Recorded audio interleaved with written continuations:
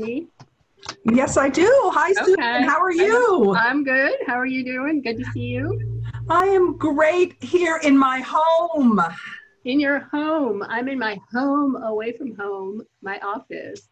So, welcome everyone to this session on, let me do a little clicking here. Here we go. On sort of reflections and perspectives on home from perspectives of a poet, myself, and fiction writer, Caroline. And how did we come upon the idea for this session? I think it was a matter of just talking. We happened to share the same office one semester, both teaching at Marymount University, and just sharing some of our stories and reading each other's work and realizing that we have some similar ideas. But before we get started, I have to read my pre-panel script. Thank you for participating in 1455's second annual Summer Literary Festival. We hope you will help us spread awareness by sharing your impressions via social media, liking the 1455 Facebook page, and signing up for our newsletter. We also hope you'll dig deeper into the work of our authors. Their books are available for purchase via the links on the agenda page of the LitFest website. All purchases will be shipped directly to your door. 1455 is delighted to be partnering with the Potter's House on book sales this year. They're a nonprofit bookstore, cafe, and event space in Washington, D.C. with a deep history of social justice and community building. And they can be located at www.pottershousedc.org. So let me introduce our panelists. There is myself, and there's Caroline Bock. And we are going to try to make this session, since it's just the two of us, interactive. We're going to ask you, we have some writing prompts, and we're going to ask you to try your hand at some writing prompts. But first, we're each going to introduce ourselves briefly. So I'm a poet, mainly poet. I've written also some nonfiction, book reviews, and I teach writing at both Marymount University and American University. I recently, within the past 2 years, I think it was 2017, received my MFA at American University in poetry. And what else? My poetry has appeared recently. I have to read this. The Maximum Tilt Anthology, which is a pretty cool little journal. Pilgrimage Press, Crab Orchard Review, Poet Lore, the Northern Virginia Review, Gargoyle, the Delmarva Review, the Beltway Poetry Quarterly, the Patterson Literary Review, Lunch Ticket, Voices in Italian Americana, and the anthology My Invention. So I teach in the Arlington public schools. I teach poetry workshops, but of course none of them were offered this past year because they usually have them in the spring. And I'm currently a writer in residence at the Manassas National Battlefield Park I was chosen to do that for a month, which is very cool. I'm about halfway through it. So that's about it. So Caroline, go ahead and introduce yourself. Yes. Hi, everybody. Welcome. Welcome to my home. I'm Caroline Bock. I am a fiction writer primarily, though I do occasionally write poetry and I occasionally write creative nonfiction. In fact, today I'll be sharing a piece of new creative nonfiction. I've written screenplays in the past. I have 3 books out. I have a book called Carry Her Home, which I'm going to read from later. It is my collection of short stories. It won the Fiction Award in 2018 from the Washington Writers Publishing House. And then I have 2 young adult novels, both from St. Martin's, one called Lie and one called Before My Eyes. And in addition, I teach with Susan at Marymount. I also lead writing workshops at the Writer Center and Politics and Prose. And I am primarily a working writer. So I am here to welcome you and to actually, Susan, dive right in to our first prompt. We thought we would just dive into it because as we were thinking of the idea of home, like many other panels, we pitched this idea way before we became stay-at-home writers, way before our nation was a house divided, or some would even say a house on fire these days.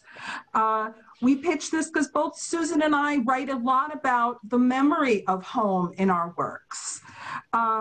So we thought we'd start right out with everybody, hopefully have a pen and paper nearby, to actually think of the word home. And you could write in the chat if you would like 4 or 5 words that mean home to you. So for example, what do I mean by this? Think of all the ways home is used and that it actually often has a contradictory sense to it. And we're going to talk a lot about that in the next hour, this sense of conflict in the word home. So we talk about home sweet home, but we also talk about homewrecker, homelessness. We talk about sheltering at home at the same time we talk about broken home. So if everybody could just take the next 2 minutes and think of 4 or 5 words that have the home at the heart of it. So everybody should have a pen or you could write it directly into the chat if you want to share it.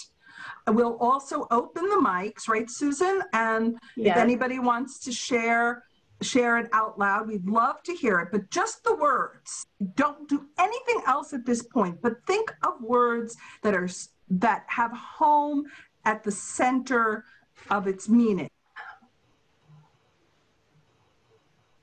And Susan and I are also going to be writing as you're writing, and we're going to be looking at the chat room. Okay.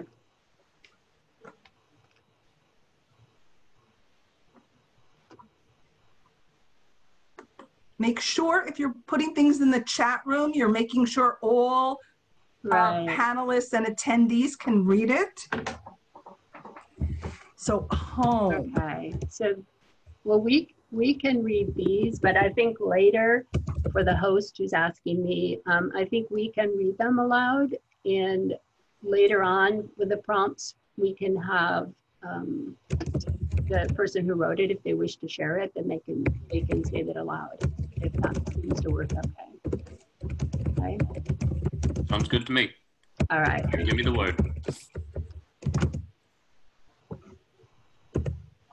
So also hold on to these words, like maybe if you've written them down, put them aside, because we have a couple of other prompts later on and you may wish to come back to these, to these words.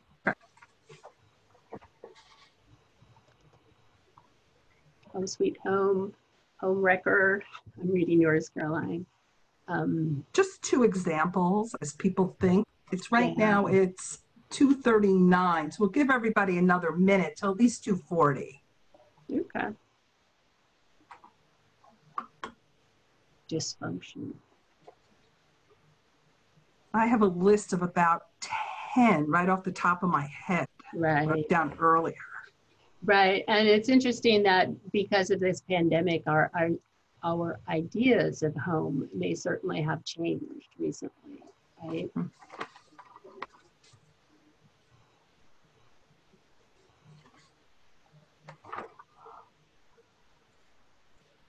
Feel like I should be like that painter and show us we're writing too. We're writing. Yes.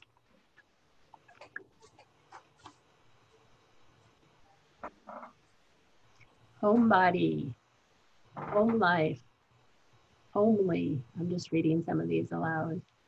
Yeah, the word home itself is in so many words that we use. I love this. Homely, homing in, homebody, home life.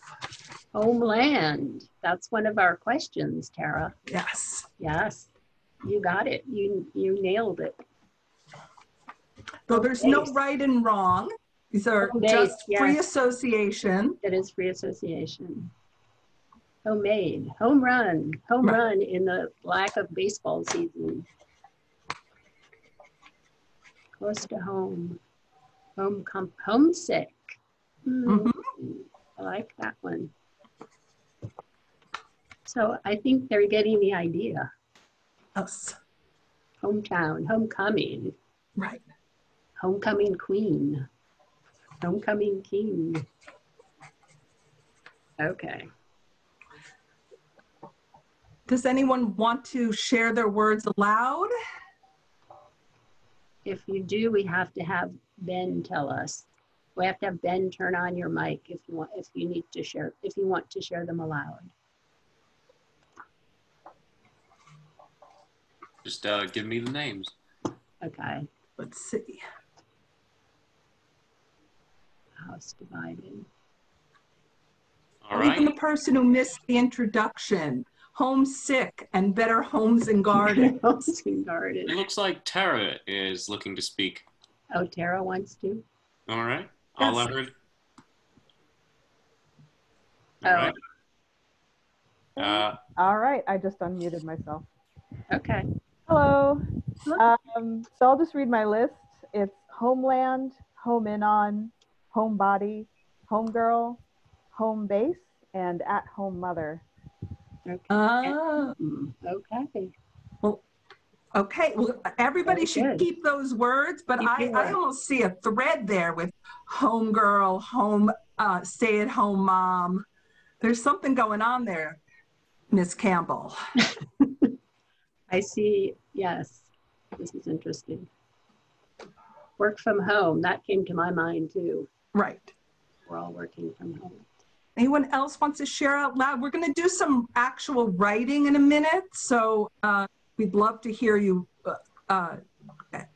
actually share some of that writing with us. Right. But just looking at this chat, like Susan said, save these words. We're going to come back to them as we start talking about home and the tension, conflict in the idea of home, the memory of home, the symbolism of home. Both Susan and I have written quite a bit about our home life. Just to give you some background on me, I came to writing as a second career. I also got my MFA later in life. If there's anyone out there thinking of doing that, I went back in my 40s after a 20-year career and got my MFA at the City College of New York, an MFA in fiction. And I, at that point, thought, well, I'm going to write big topics. And all the big topics became memory of my childhood, which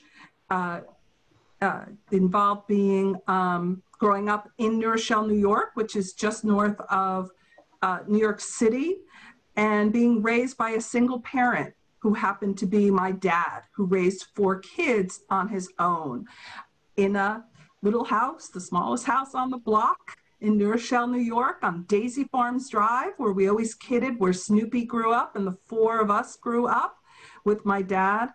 And that became the major theme of almost all my work in some way or another, was this idea of a home life that on one hand was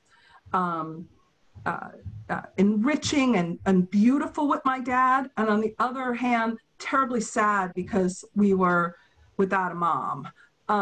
So inherent contradictions always to me came with the word home. And I know, Susan, you had some of those contradictions too as we started talking about home. Yeah, so just to give a little background, my background, I also am from New York State, from central New York, in a very small town near Syracuse. And most of the people in that town were Italian immigrants, including all 4 of my grandparents. So that connection to the homeland and to family is part of my, what I would call home, and it figures into my writing. And the home that I grew up in was my father's home, where he grew up. And it was a very old house. So the house itself is part of my writing, like that really old farmhouse. And I grew up it had been a farm. My father was a farmer when he was younger. And then, of course, when he had children, he had to get a real job. So he went to work in a factory in Syracuse. And I only lived there for 17 years until I went away to college. But there's so many memories of that figure into my writing and images. And I did forget to mention that I have a chapbook. I'm going to show it here. It's called Noisy Souls. And you see that painting on the front? It's not a painting of my house, but it's a painting of a friend of mine had done that, which sort of, it made me think of my house. So I had him do that painting. And then also when I was looking, just sort of thinking about how the idea of home has informed my writing. So here's another little book. I don't know if you can see that. Now that is a drawing of my house. And this is a little book, it's not been published. It's called From 466. And I put this together, gosh, over 20 some years ago. And I haven't looked at it in ages. And it was for my siblings. My parents died a number of years ago. My father died over 40 years ago. My mother nearly 30 years ago.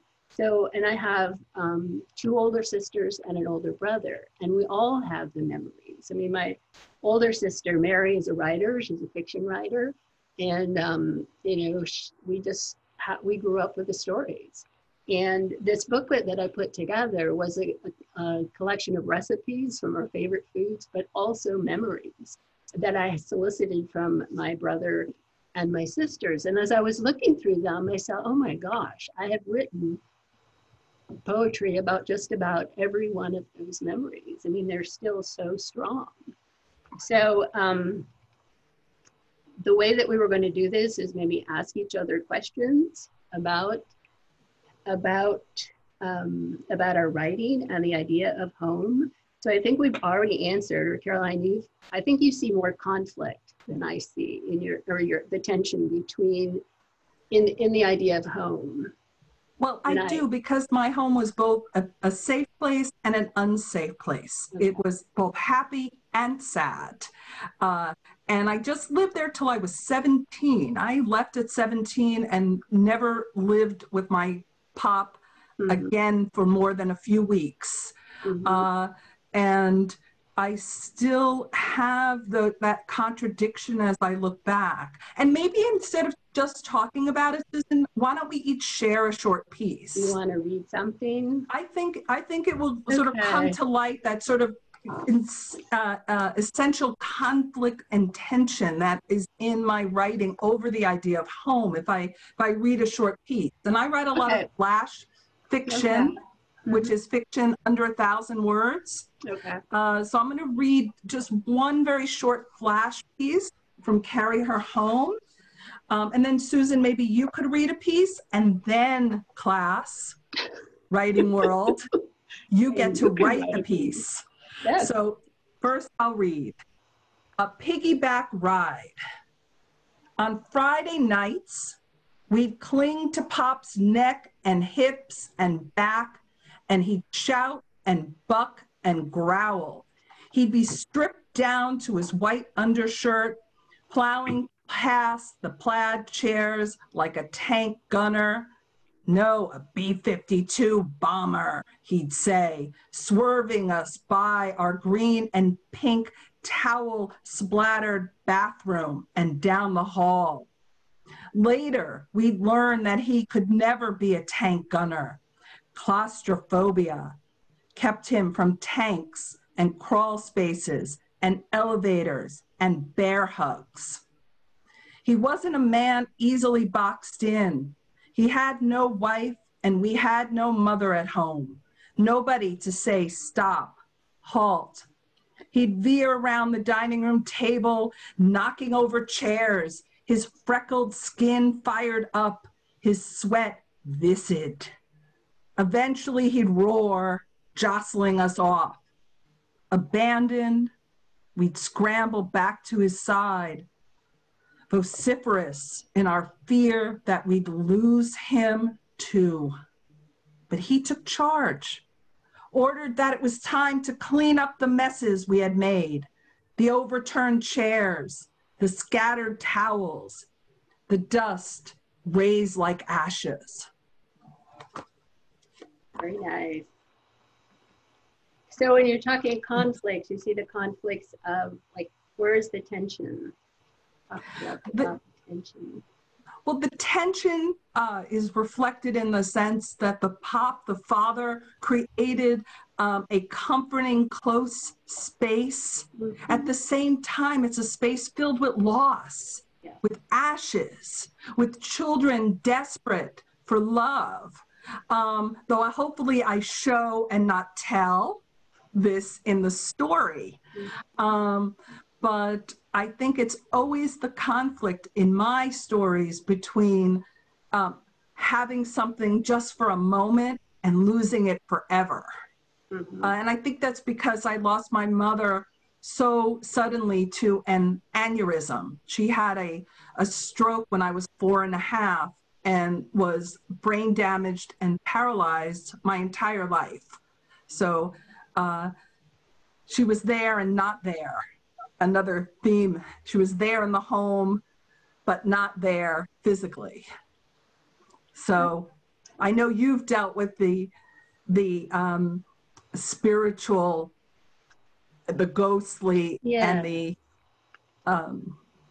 more grounded in your work too, Susan. Why don't you share a piece? Yeah, I'm going to share a piece. So I guess when thinking of my own work, I think a lot of what home equates to is loss. I mean, there's a tension there. There are those memories of specific memories and specific images and the voices, like in that the chapbook Noisy Souls. Those were the voices that I kept hearing, the family voices, the spirits. And then one of the questions that I think we were discussing was whether, like, how truthful do you need to be to that idea of home? So this poem I'm going to read comes from this chapbook, Noisy Souls, and a lot of it is quite true, but not all of it. I think it focuses on a moment. It's called October 1962.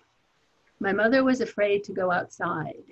She made us stay in with her and listen to John Fitzgerald Kennedy proclaim that the Soviets were liars and that their missiles in Cuba really were aimed here, even at this rural town in central New York, even in October, when the maples burst to red and gold seas. And sometimes there's even frost on the grass when you wake up early in the morning. She made us set up our cots and bring cans of soup down into the cellar, in the cobwebby part with the dirt floor, next to the jelly cupboard with one door hanging loose off its hinge, rows of quart jars filled with tomatoes, one on top of the other. We had canned them in August, my mother in her house dress on the front lawn, showing us how to let the tomatoes sit in hot water so the skins would come off, how to squeeze the whole fruit into the jar, to listen to the noise it made, like a vacuum cleaner sucking air. And that thing she always asked, these tomatoes, are they classified as a vegetable or fruit? Trying to trick us, because who would think a tomato is a fruit? And the juice would drip down your arms to your elbows and sting any small cuts you had on your hands. And this was way before any of us knew what a communist was, or what one looked like, or what to say to one if they really did take over and we met them on the street, maybe in front of the Key Bank, or even in Emmy's luncheonette. Mm-hmm. Wow.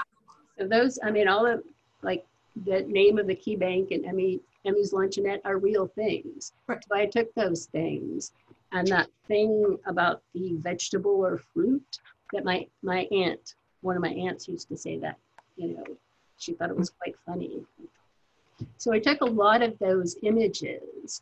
And that house, I mean, those are some of the physicalities of that old house. It was really scary down in the basement. You know, it was cobwebby, it was dark, there was a dirt floor. So those are some of the images that have stuck with me. Susan, even I love that piece, and even more so, the specific details, the tomatoes, the details of the house, the sensory details made it feel less sentimental. I think with home, because we are so have so many emotions drawn to home, right? None of us are usually neutral about home.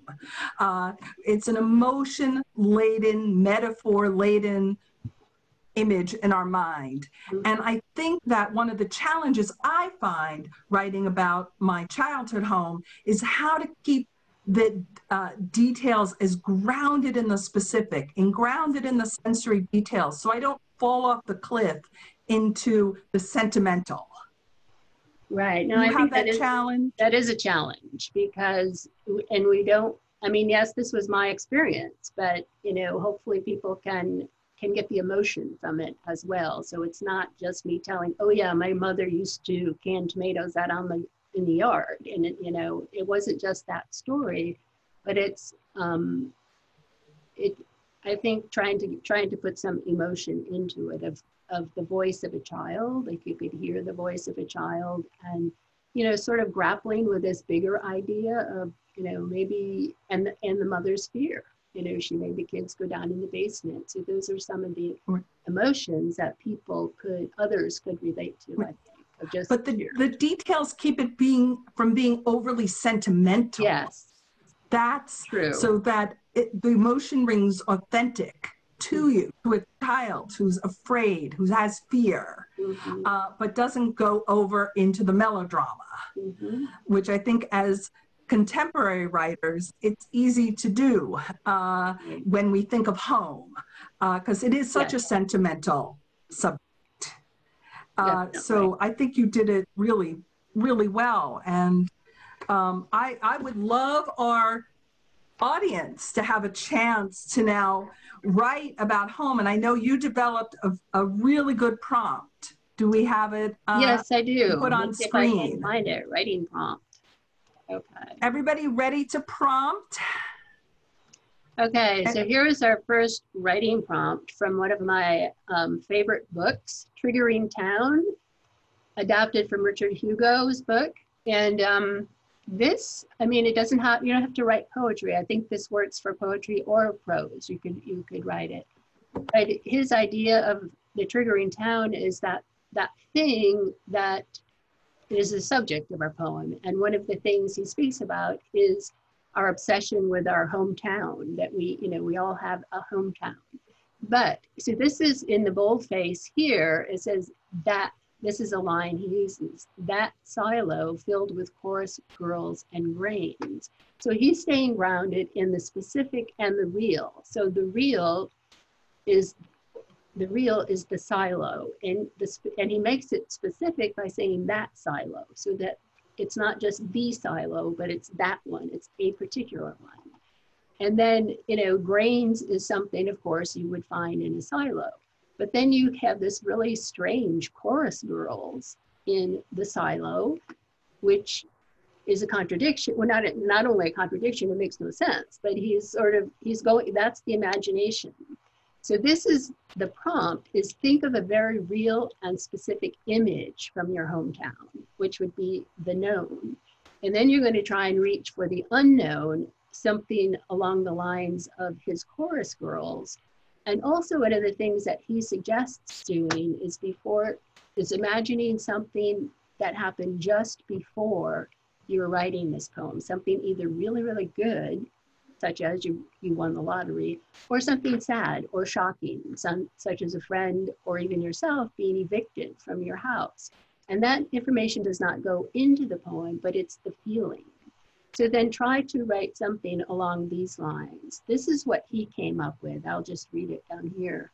That silo filled with chorus girls and grain burned down last night and grew back tall. The grain escaped to the river. The girls ran crying to the moon. When we knock, the metal gives a hollow ring. And then, so you can see what he's doing. So he's got a real thing, the phyllo, then these forest girls, imagination, the grain, the real, it burned down, that's real. The grain escaped to the river, that's real. Then the girls ran crying to the moon, imagined, and then bringing it back to something real. The metal gives a hollow ring. So see if you can do something along those lines with the real and the imagined and the real and the imagined, and starting with a specific image from your hometown. And it could be memory, or it could be your hometown now. So however you want to get into it. And believe me, being a shelter at home person of the fantastical is almost a gift. So thank you, Susan. So why don't we say everybody to write just for 5 minutes. So just 3:06, 5 minutes. We can all do this together. And you can write it again if you want to write directly into the chat. We will read them. If you're working with paper and pen or another computer, we hope that a few of you will share. So we'll be quiet now and let you write for 5 minutes.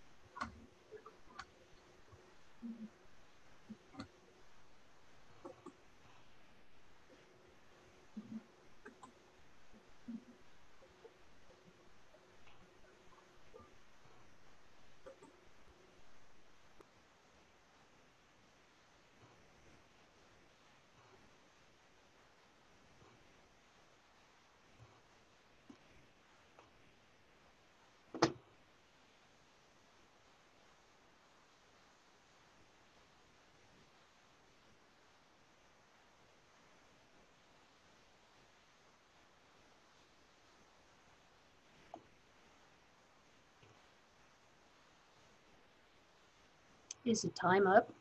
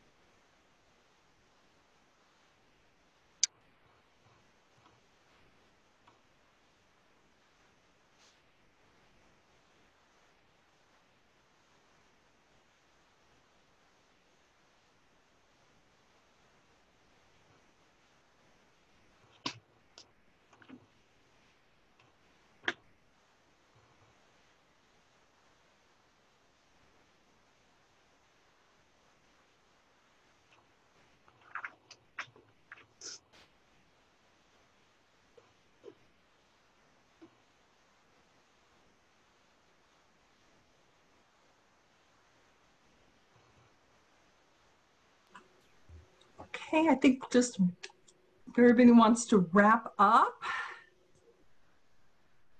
their writing, if anyone wants to share, we would love to hear your opening few lines about your known and your unknown in your home.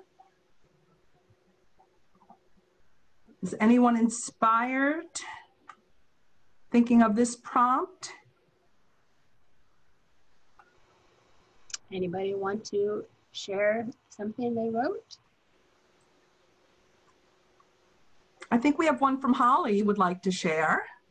Oh yes. Okay. All right, Holly, you are up. Remember, this is a graded assignment. That's right. Yeah, I hope it's graded. I really do, because this is brilliant. I'm joking. I wish we could see you too, but we just can hear you. Yeah. So I wrote, the backyard brims with piles of dog poop and sudden portals opening to places I can no longer go. I need to pick them up, put them in the trash. I see them as I walk past, trying not to step on them. All those lost oceans, continents, will I ever visit them again? Very nice. Wow. I don't know, Okay, but I know. I can, absolutely A. Well, all those lost oceans and continents. Yes. I love that. love it. I love it. I love taking you did the assignment, going from your home where it sounds like you need to do a little cleanup, to the surreal imaging. I mean, beautiful in a way. Yep. Thank you, Holly. Thank you. Very good. Would anyone else like to share? I believe we have two from great. Deepam and Danielle. Which would you like? Deacom. Deacom, all right. All Oh, right. Deepam, not Deacom. Sorry, is it Deacom? Oh, Deacom. I Okay. apologize. We'll find out in a second. All right. Ah, there you are. Keep them. There we go. Okay. The river filled with bits of gold and frogs who'd lost their tails rose that spring, emptying treasure under the house through the floorboards. And we watched the boatman motor right up to the terrace, rope his chopping block, and disappear through the trees without a word. We were new then, mere months, sold on this home on account of the river. The river emptied into the crawl space and left us with a silt of gold we could never cash. Very nice. Wow, I That's love that image of the river emptying into the space there at the house. I love that. Could you read that line again at the end? Sure. The river emptied into the crawl space and left us with a silt of gold we could never cash. Really nice. Really nice image. Thank you. It's very nice. Thank you. And we have Danielle next. Sure. Let me give that a go ahead. All right, you're up. It was so dark, the bridge, the sky, and the river would have been indistinguishable from each other without the snow. It was 3 a.m., which used to be a time I would never be anywhere but bed. But since I started dating the bartender at the local dive, active hours routinely included all hours until 5 a.m. There's a saying that nothing good happens after 2 a.m., so we were pushing it as we crossed the Bloomfield Bridge, snow falling, slipping on broken patches of concrete, hidden under the white blanket already on the ground. 2 of the 4 street lamps were out. Nice. I like the images in there. It's very nice. All the details of that. I love the specifics where you said nothing good happens after 2 a.m. I hope you're going to continue this, Danielle. Quite possibly. Good. You got some good writers here. We do. Do we have, I think somebody posted in chat. They said they don't want to read it, really wish to read it, but anyone else is welcome to read what I posted here. My voice is very weak today. Oh, well, that's totally understandable. I'll read it. This is from Melissa. That cannon, left over from a destructive yet historic war of the past, now dominates the courthouse lawn. The irony that it points squarely on the doors of the church across Pearl Street is not lost now, nor has it ever been. The battle that continually divides the town leaders and its next breed of emerging mentors is eerily symbolic, much like the continuity of bloodshed between religions and governments throughout our world today. Wow, really capturing this moment where our house, our nation is divided over the monuments. I mean, it's very nice. I like the eerily symbolic. I like that phrase. Yeah. The continuity of bloodshed. Those are Right. really nice.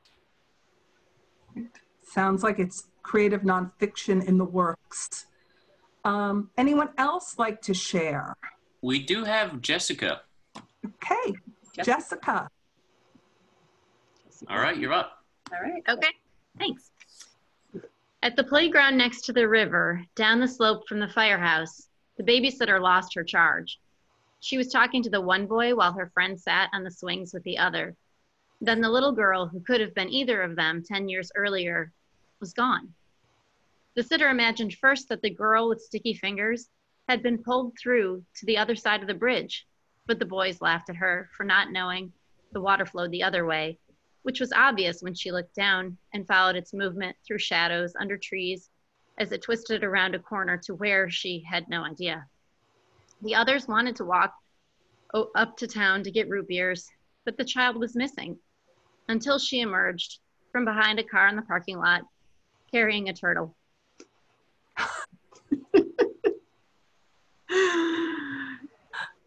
I like that. That's good. That just the river flowing in a different direction.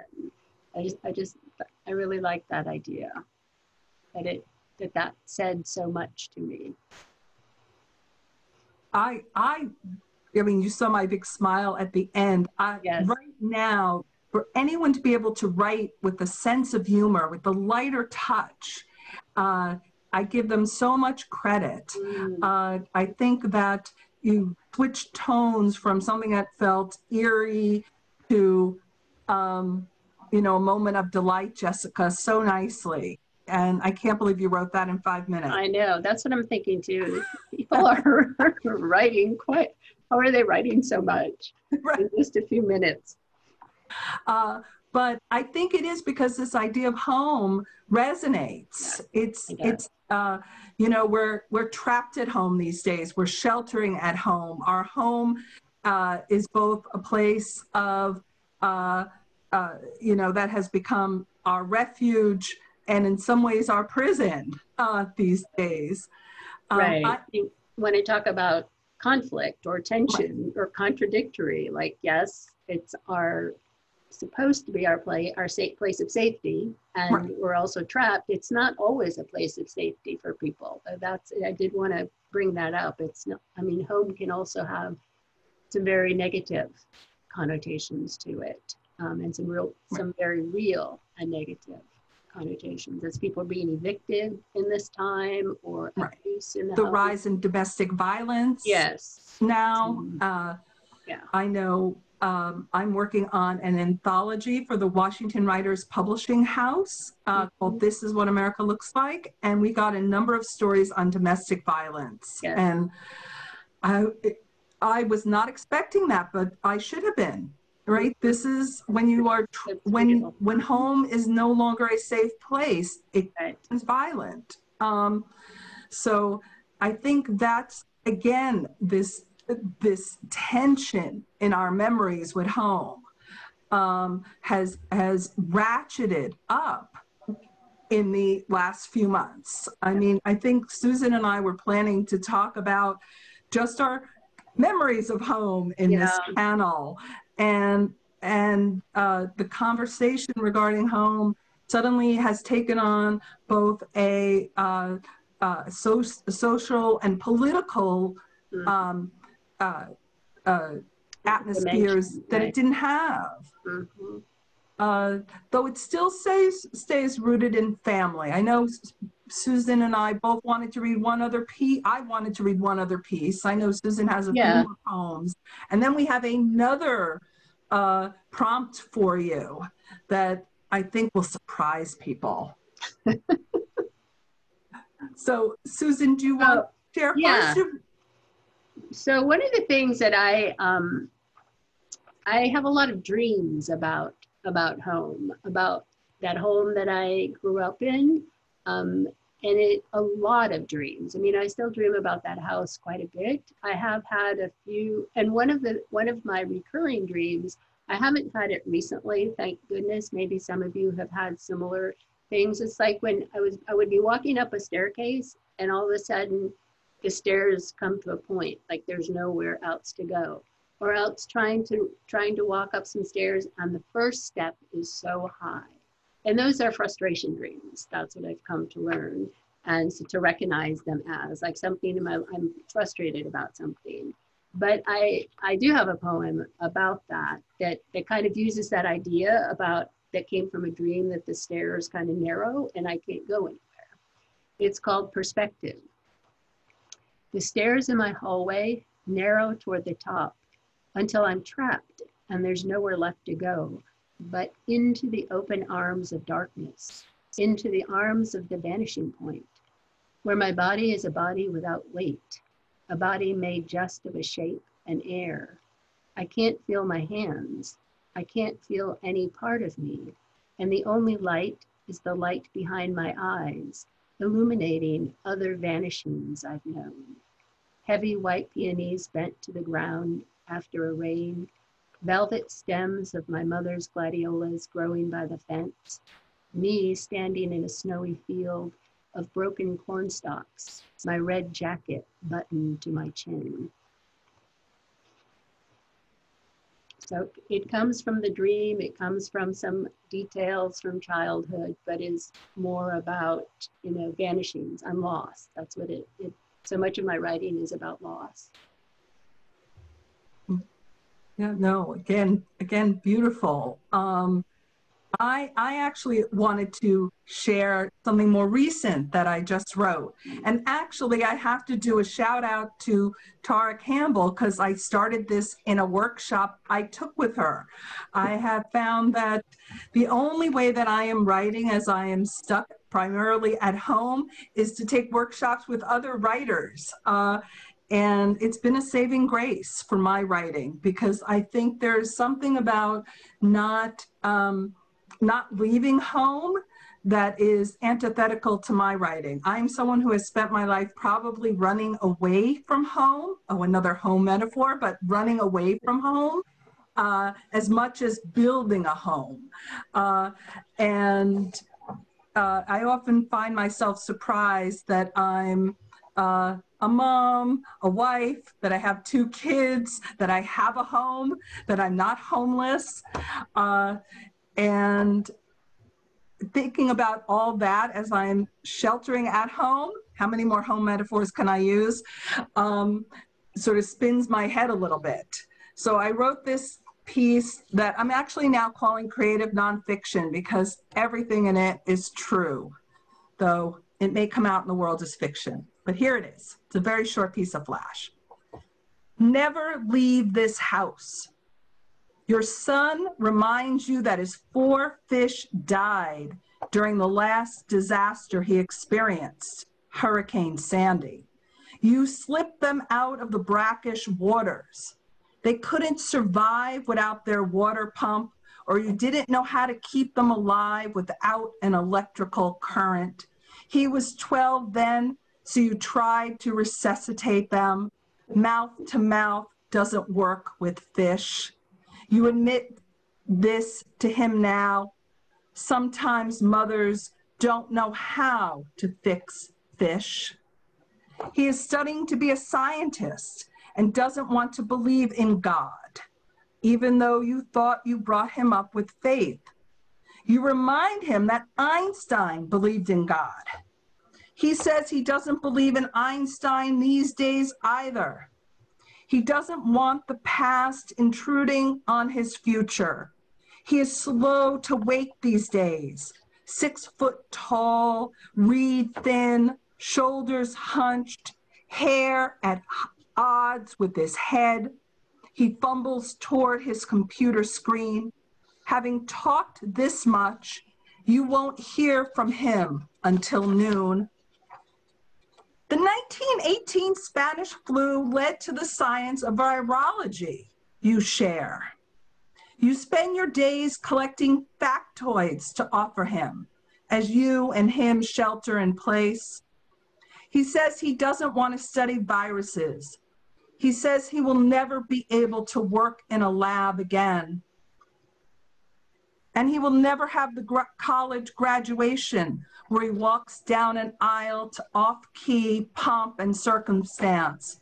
He will never get drunk with friends when he turns 21 to celebrate that he is legal.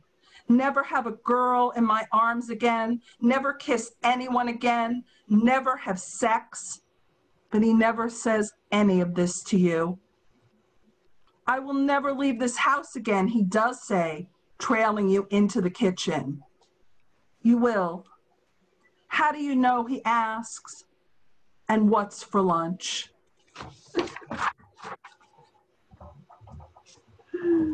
And you heard me laugh at the end too, right? Because it's so realistic and so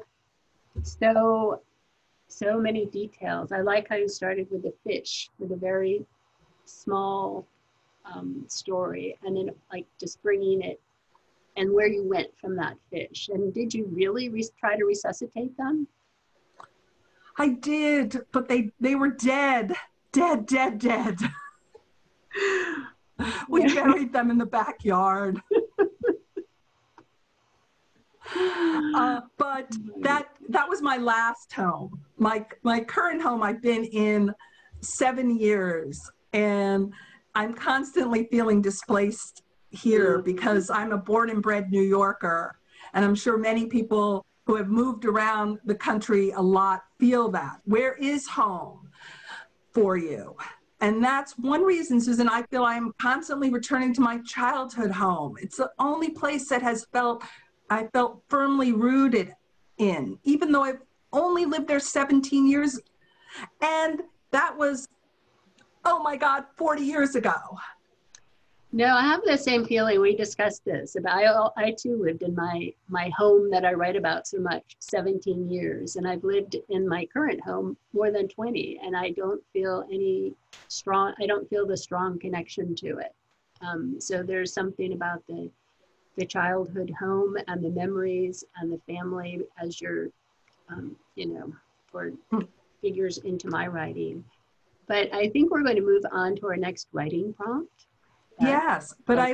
I think it's involved. The next one is the Ray Bradbury inspired one. Okay. This is for our speculative fiction fans out there and people who want to look at point of view. So in these strange times we've been in, I have been thinking a lot about point of view. Who's telling the story? Whose story is it? And I recently read a story by the classic science fiction writer Ray Bradbury. There will come soft rains. There will come soft rains, and we'll post a link to it. It's available on PDF online.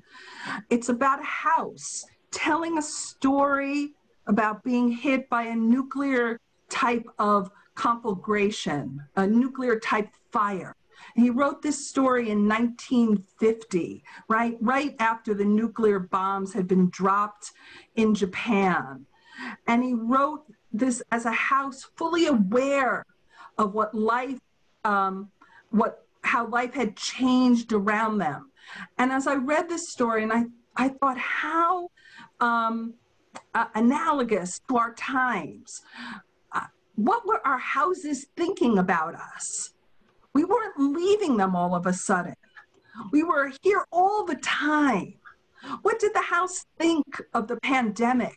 What did the house think of the terrible murder of George Floyd? What did the house think in the larger sense of this nation being a house divided, if we wanted to take it to the largest metaphor out there.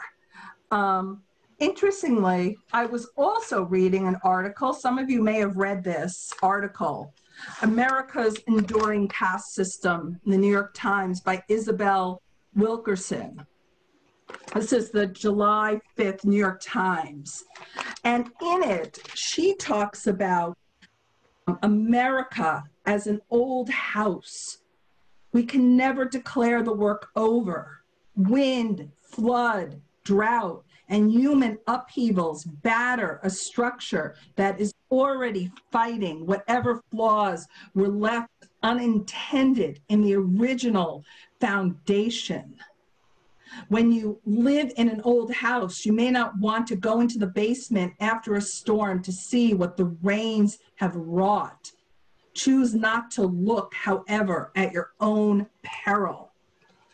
So this idea of either looking at your house, your life from your house's point of view, or looking at our nation as a house on fire, as an old house needing repair. I'm sort of astounded at how far we can push this house metaphor. So as I say here in the prompt, I've been thinking a lot about point of view. Who is telling the story? And I recently read and shared in a short fiction class at Marymount, the Ray Bradbury story, There Will Come Soft Rains, about a house telling the story of being hit by a nuclear type bomb fire. So in these strange times, I want to propose we write from a house's point of view in 2020. What is your house experience? What is thinking about? What are the sensory details that you can think would give us the story of this house? Oh, and Susan, block off the last, this is actually our last one. We're going to return to our words. Yeah, we're kind of running out of time here too. Oh, we may not get back to our words. You know, maybe we could, maybe some of those words that you wrote down at the beginning, see if you can integrate any of them into this second prompt. Like, some, you know, maybe take some of those words and great integrate idea. them into this prompt, because we have to end at least by 3:45. That's as much time as we have. So so then let's everybody write for 5 minutes to 3:35, and we will share then and wrap up. Okay. And answer any questions you may have. Yes, if you have questions, please put them in the chat. Mm-hmm.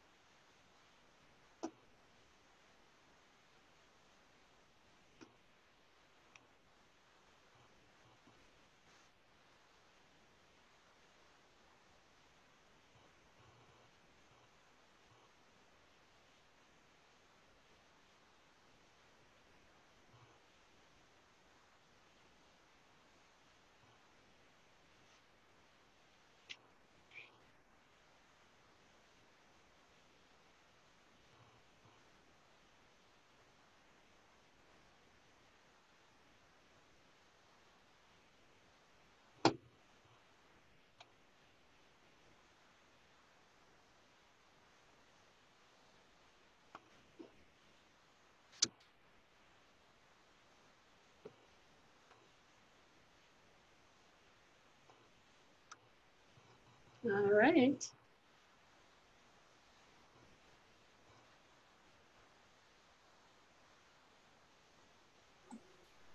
Okay, one more minute, everybody. And as Susan and I also said, if you have any questions, you could put them in the Q&A or the chat.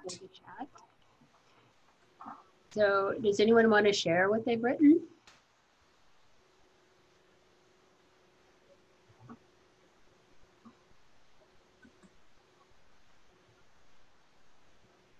Are we going to have to call on people, Caroline? Oh, we have Deborah. All right, first the chopping block. Deborah. Okay, go for it. Okay. I wept as my person wailed with pain. I wept for her, not knowing where her pain was born or why. I wept for her, unable to provide the comfort she needed. I wept for my inability to make things better. It's only she and I. She's all I have, and I need her to sing and dance like yesterday. But today, we weep. Wow, I really like that. And I like technically I like the repetition of the I wept, but it was also very, very, you don't want to say sad. It was very, there was a lot of emotion in that, which I appreciated. I also think if you are indeed writing it from the house point of view, the idea of a house weeping for you, of wanting to hear the sounds of the person who lives in it. I mean, it's so evocative. Deborah, you must work more on this, really. It's wonderful. Anyone else inspired? I did put the link to the Ray Bradbury story in the chat if people want to read it. It's a very, very short story. It's only about 3 pages long. A little aside, I once worked with Ray Bradbury in my former life in cable television, and he is a classic science fiction writer. He wrote Fahrenheit 451, for example, among other classics. But he was afraid to fly or take trains. He did not like any motorized vehicles. It was almost impossible to get him to leave home. I brought it home. Who else would like to share? Katie?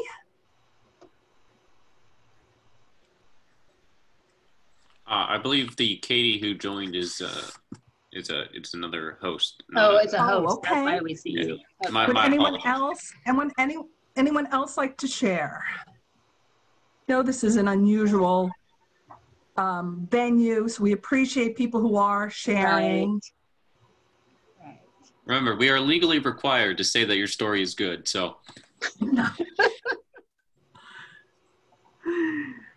No, I think they are good. They are. They are, and the fact that we are coming together and sharing stories on Zoom on a Friday afternoon, everybody should give themselves credit just for that. You're all hitting home runs. We do have Jessica who's raised her hand. Pardon my intrusion. Great. Let's hear. We'd love to hear. All right, you're up. All right, if you're willing to hear me again. Yes. I'd say I can't breathe, but that would be disrespectful. Even before that man's path to air and to life was cut off, there were others like him and so many more on ventilators or waiting for equipment that didn't materialize. And yet, there is no space here. My air is not my own.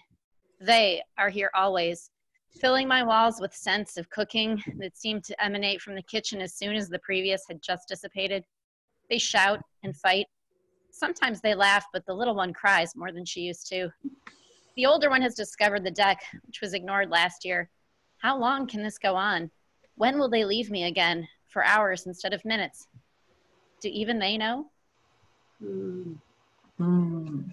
Nice. Right.